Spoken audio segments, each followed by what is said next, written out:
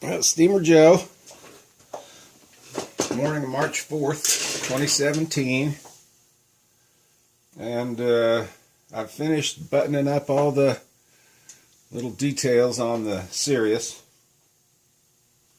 I packed the around the cylinders with that ceramic insulation. Got as much of it in there as I could to help keep the cylinders hot. Fooled around with the drain cocks, but I think I may mount these with the axis of the operating handle horizontal instead of vertical as they are now, just to make it easier to get in there to them without getting burned. I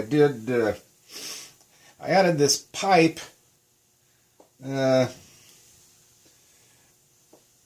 original drawing specified exhaust pipe was just this little stub, and as I was testing it, it kept blowing little drips of oil out on me, so I put that pipe on there to direct the exhaust off to the side. And I'll probably, in fact, I will use some kind of an exhaust assembly when I have it set up to run on steam. And this inlet assembly,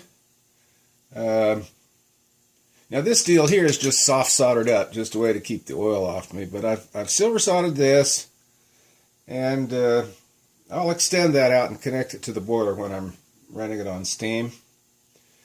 I ran it at an angle as well so I could get into the drain cocks. I went ahead and I finished the breather tube, crankcase breather, and the dipstick. And there's a little mark on there that shows the full mark. So those are the last couple of pieces I had to machine. Of course, there's no automatic lubrication for the piston valve now, except what might blow past the pistons and get to the upper end on the exhaust.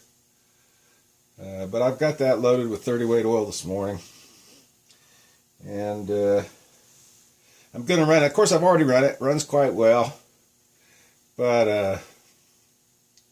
I wanted to show how well it runs, but I don't have any load for it yet. I'm going to talk about the load in a minute, but I'll go ahead and run it a little bit, just so you can see it and hear it. But it's kind of pointless in a way without any load on it, but we'll look at it. A lot of times guys will run the engines real slowly until they just tick over. And this one will tick over at a real slow speed, but it's designed to run at high speed.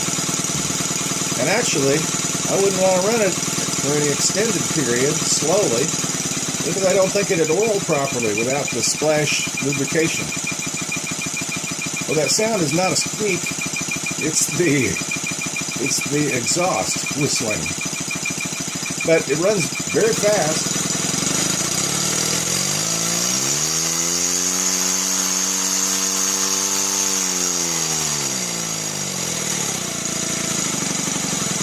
Again, no load. You'd expect that it would. It's designed for high-speed operation. But I've spent the last couple of days working on coming up with a load for the engine. And a guy I know has an alternator shop where he works on alternators. So I went in and talked to him and explained what I was doing. He's kind of a hobbyist, too. And he had some of these small alternators. I've got the rotor out of this now because I'm going to machine on it, but I think this was off of like a mid-80s little Datsun car, but they're rated at 35 amps, and they fit the scale better for the engine. I'm gonna mount it in line with the crankshaft and use Lovejoy couplings to hook the two together. But it's not so out of scale as a big automotive alternator would be. This is the rotor. And I learned some terminology while I was doing this. I'd seen some information about how you could alter the current to the field, which will vary the output of the alternator.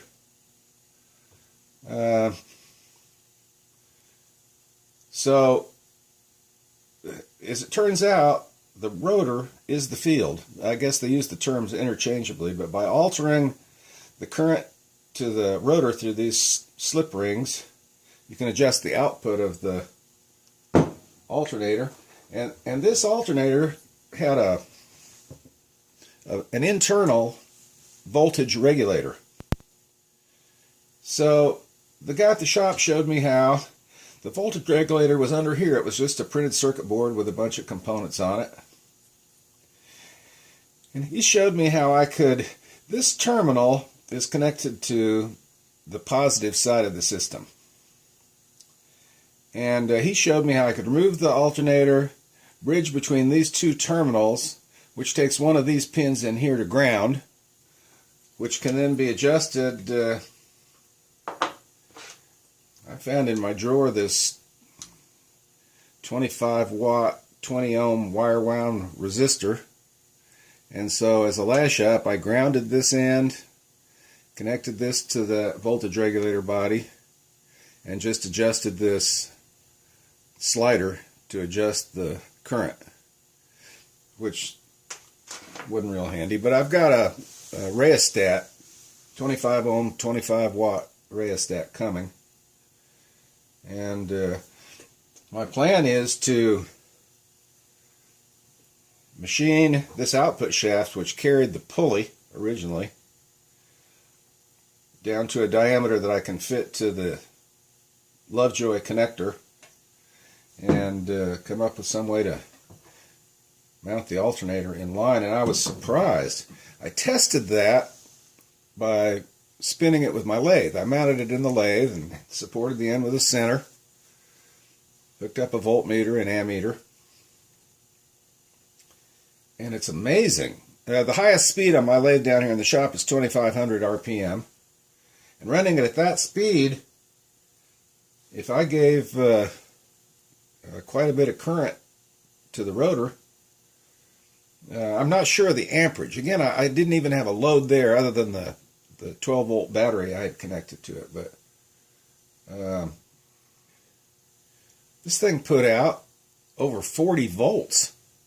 So I don't know, on a car, these have got a small pulley on the alternator, and there's a large pulley on the crankshaft, and so these things spin 10 or 12,000 RPM at high engine speed.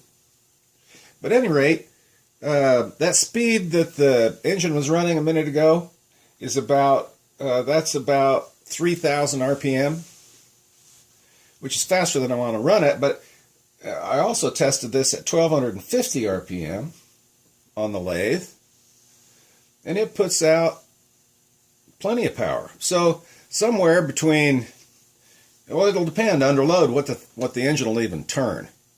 I'm not sure how that'll all work. I'm anxious to find out, but I did put a gasket in between the crankcase and the box bed, and I mounted everything to this plate just because it's flat and solid. And I'll probably, for the lash up with the alternator and all the associated electrical stuff, I'll probably mount this to a plank. I found an oak board over there that's nice and stiff and strong. I'll probably mount it on there.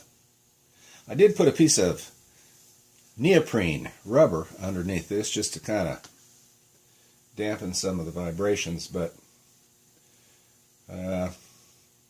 so the engine works good.